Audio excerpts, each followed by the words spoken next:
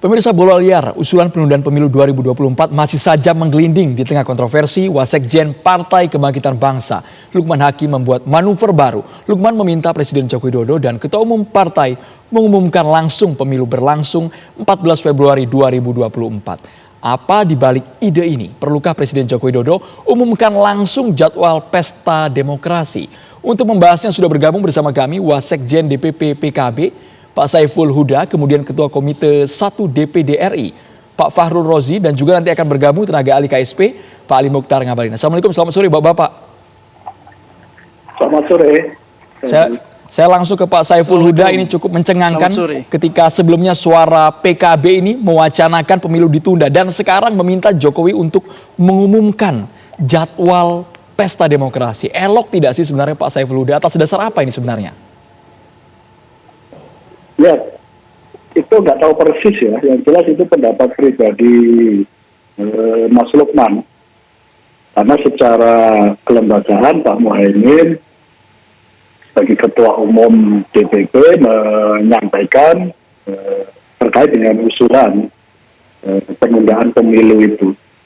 Jadi semangatnya ada tidak respon dari Presiden, tetap kita merasa suara-suara yang menginginkan perpanjangan masa jabatan 3 periode itu, dan PKB sendiri juga tidak setuju. Lalu usulan Ketua Umum kami adalah menunda pemilu, itu saya kira tetap harus dibahas supaya ada proses pelembagaan politiknya, yaitu di parlemen, untuk dibahas oleh partai-partai dan DPD.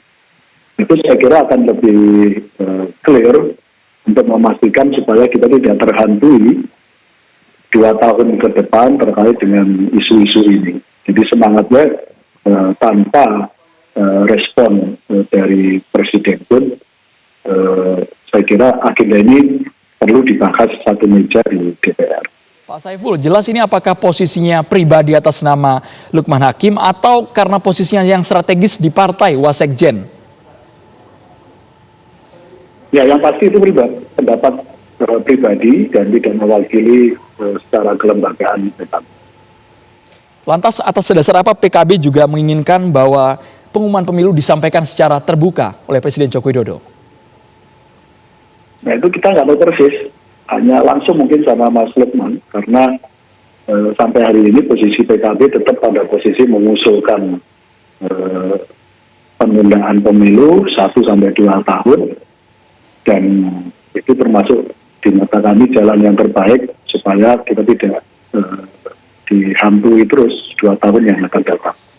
Kalau untuk aspirasi ini, apakah ini mengakomodir partai politik atau juga mewakili rakyat?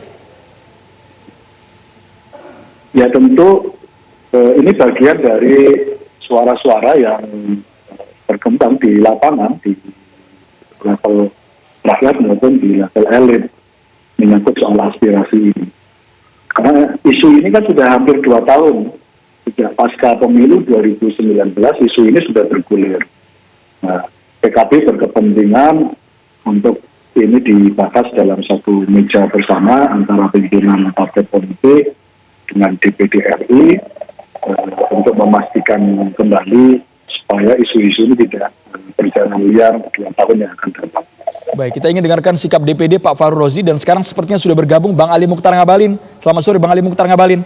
Selamat sore, Andro. Assalamualaikum warahmatullahi wabarakatuh. Waalaikumsalam warahmatullahi wabarakatuh. Sebelum ke Bang Ngabalin, kita dengarkan terlebih dahulu suara DPD seperti apa mengenai sikap dari Wasekjen PKB yang tadi atas nama pribadi menginginkan pengumuman pemilu dipertegas oleh Presiden. Pak Fahrul Rozi.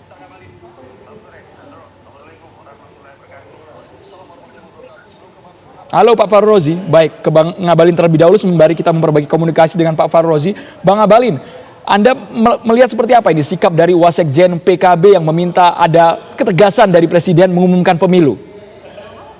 Ya, harusnya dia nongol supaya bisa saya tahu ketegasan apa yang dia maksud.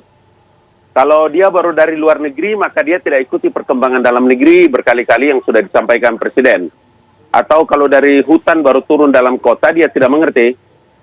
Kalau bisa kasih nongol cepat supaya ngomong dan saya tahu apa yang dia maksud itu. Mengenai dia waktu tahu pemilu, Bang. waktu pemilu 14 Februari 2024. Ya, Andro dengar.